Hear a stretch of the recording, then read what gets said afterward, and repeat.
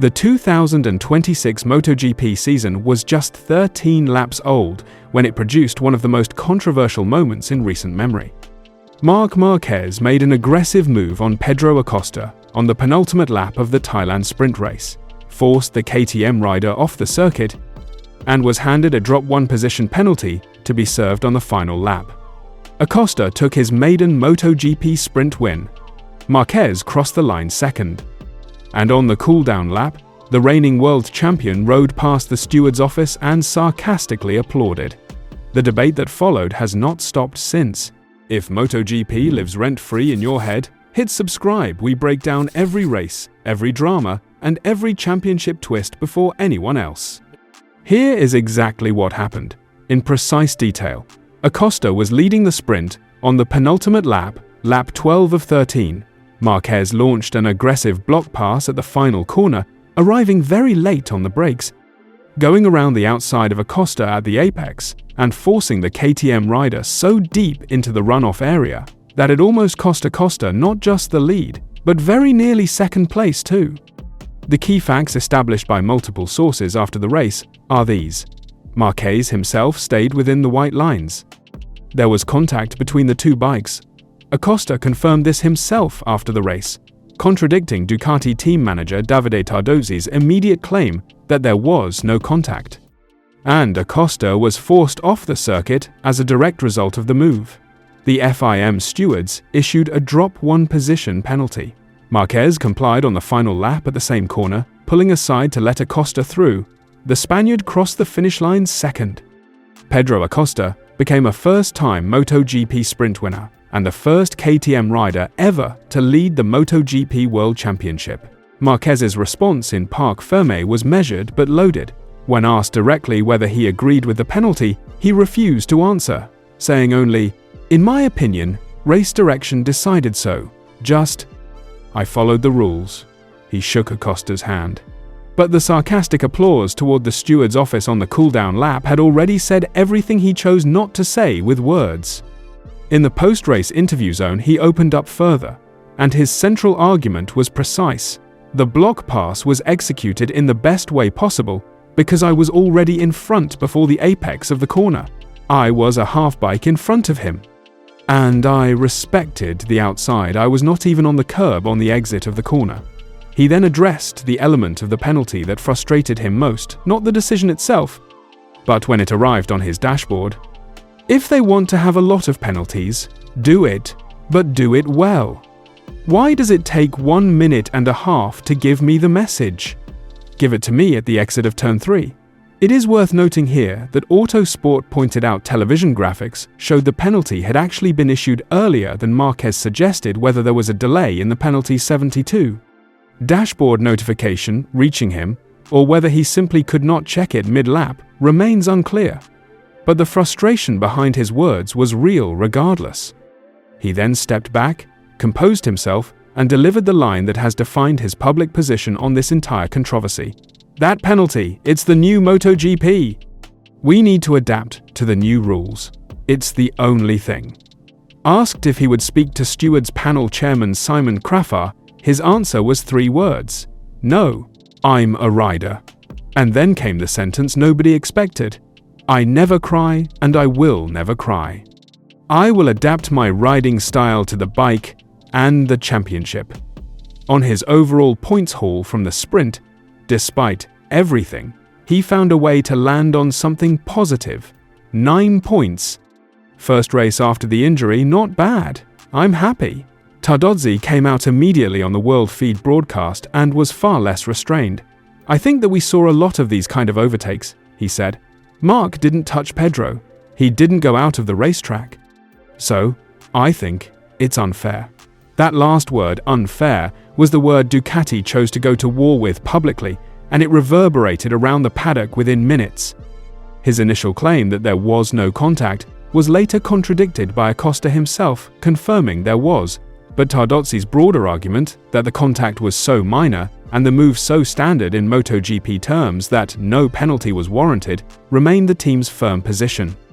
He also moved quickly to address what everyone was already thinking, that 2 men set to be factory Ducati teammates in 2027 had just made contact in the first race of 2026. "They are intelligent guys who want to win races," Tardosi said. "Marc and Pedro know exactly this kind of job, and I think it will be absolutely not a problem." And then Acosta said something that made the whole situation even more complicated for the stewards. Asked whether he thought the move deserved to be penalized, he was unequivocal. "Sure, I mean, this is what makes MotoGP that exciting." He was essentially saying he would have made the exact same move. The man who benefited most from the penalty was the one least interested in having it enforced. His reaction was widely noted as one of the most generous and most honest in the paddock, and it left an awkward question hanging in the air.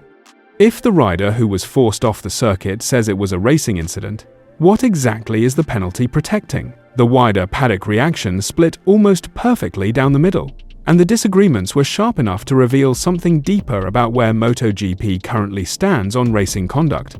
The race's expert panel produced its most divided verdict of the year so far. One analyst argued the penalty was correct and deserved, pointing specifically to how far Marquez was back at the start of the braking phase. Very, very far behind. As they put it, and the fact that Acosta was sent so deep into the runoff, it nearly cost him second place. "A legal race-winning overtake should not look like this," they wrote. Another analyst disagreed, calling it a proper, aggressive block pass, and arguing that Marquez technically not making contact and staying within the white lines should carry more weight in the stewards' calculation. A third voice took the broader view that the stewards had actually applied consistency, pointing out that the arrival of Simon Krafar as chief steward had been specifically aimed at ending the era of unpredictable and inconsistent penalty calls. "You simply cannot say that was the case here," they argued. "He did exactly what he said he would do, and I'd rather have consistent penalties than anything else." Autosport's analysis cut to the heart of what this controversy actually reveals. MotoGP urgently needs clearer, publicly accessible guidelines on what constitutes acceptable contact and what doesn't. Otherwise, every hard move at a decisive moment is going to end in a debate that overshadows the racing itself. And there was also a separate incident. On the very same lap that added fuel to the fire, Alex Marquez lifted Fabio Di Giannantonio off the track at turn 3 on the opening lap of the sprint while attempting an overtake. No investigation, no penalty. That inconsistency was not lost on anyone watching. There is also a context sitting underneath this entire weekend that made the penalty sting even harder for Marquez than the 9 lost points alone. He came to Thailand, carrying a shoulder injury sustained in Indonesia at the end of 2025, had suffered 3 crashes during pre-season testing at the same circuit just 1 week earlier, and had been battling illness throughout the weekend. He was not at full physical capacity.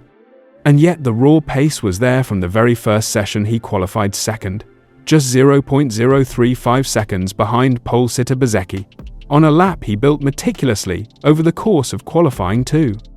The sprint battle itself, before the controversy, was some of the finest racing Marquez has produced in years. Calm, controlled, precise, and exactly the kind of championship management that defines a rider thinking about the long game. "I know that this championship is super long, and it's what I tried to do, control the pace of the race," he said. "And every time Pedro overtook me, I overtook straight away at the next corner. The champion in him was fully present on Saturday. That is what made the penalty land so hard." He left Thailand 8th in the championship with 9 points, 23 behind leader Pedro Acosta. The Grand Prix on Sunday added nothing. His rear rim exploded at turn 4 on lap 21, retiring him from a race where he had been the fastest rider on the circuit in the closing stages, and a podium was, in Tardosi's own words, certain before the failure. 2 races in Buriram, 0 Grand Prix points, 9 from the sprint, and a penalty controversy that will follow him all the way to Argentina on March 22nd, where round 2 of the 2026 MotoGP World Championship will give him his first chance to answer back, where it matters most on the circuit, under the lights, in race conditions. He will be ready. He always is. What do you think? Was the penalty on Marquez fair? Or should MotoGP let riders race at that level of intensity without stewards intervening? Is the inconsistency between the Marquez penalty and the unpunished Alex Marquez move a problem that needs addressing before Argentina? And does this controversy make you more or less excited for the moment Marquez and Acosta share the same Ducati garage in 2027? Drop your predictions in the comments. And if you enjoyed this breakdown, smash that like button and subscribe for more MotoGP news. I'll catch you in the next one.